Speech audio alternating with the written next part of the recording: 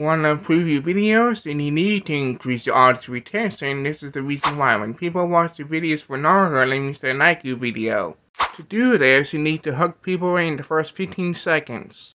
A way you can do this is to tease a interesting part of your video, and then you can get to the main part of the video. Now the last part will double your views. Listen up. And that is using a call to action to an end screen. A common mistake that a lot of YouTubers make is saying that is all, or if you like this. That's called ending language, and that causes viewers to watch the other video on YouTube. Instead, you need to give them a reason to watch the last video.